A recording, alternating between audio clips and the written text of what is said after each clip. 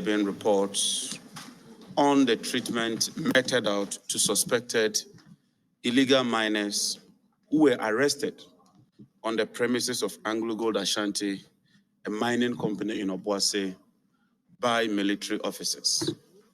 We are well informed that on the 15th of July, the military arrested some suspected illegal miners on the Anglo Gold field and subjected them to torture, inhumane treatment, abuse of their human rights, amongst others.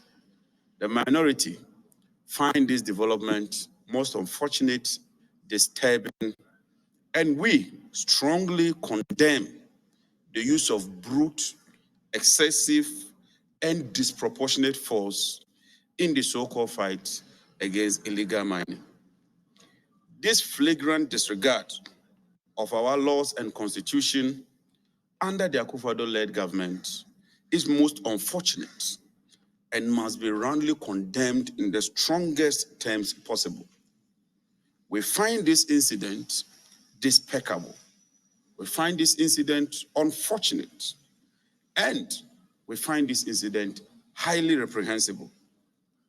Even more disturbing is the fact that the Akufo-Addo-led government has remained mute following this incident. This is a heinous crime meted out to ordinary Ghanaians. You and I would agree that the level of unemployment is at an all-time high. And so even as we claim that we are fighting against illegal mining, it ought to be done in accordance with law. We would not countenance any attempt by this government using military force to brutalize, maltreat, and subject ordinary Ghanaians to inhumane treatment. Even as they do this, they have turned a blind eye to foreigners. Whilst they are chasing Ghanaians, pursuing Ghanaians, and brutalizing the ordinary Ghanaian, foreigners are always being treated with kid gloves.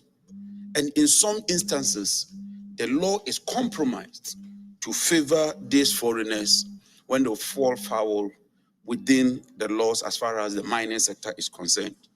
Ladies and gentlemen of the press, you will recall the infamous incident involving a Chinese galamsey queen known as Aisha Wang, following her arrest for her involvement in illegal mining.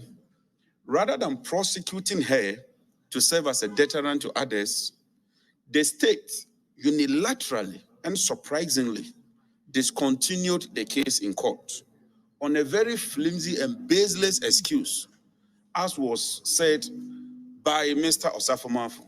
The Ghana stood to have economic gains from releasing the suspects.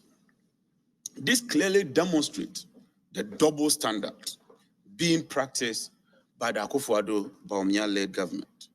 The minority therefore wish to call on government, particularly the Minister for Defense, the Minister for Interior, and the Minister for Lands and Natural Resources to, as a matter of urgency, constitute an impartial, credible investigation into this dastardly act, and whoever is found culpable must face the full rigors of the law.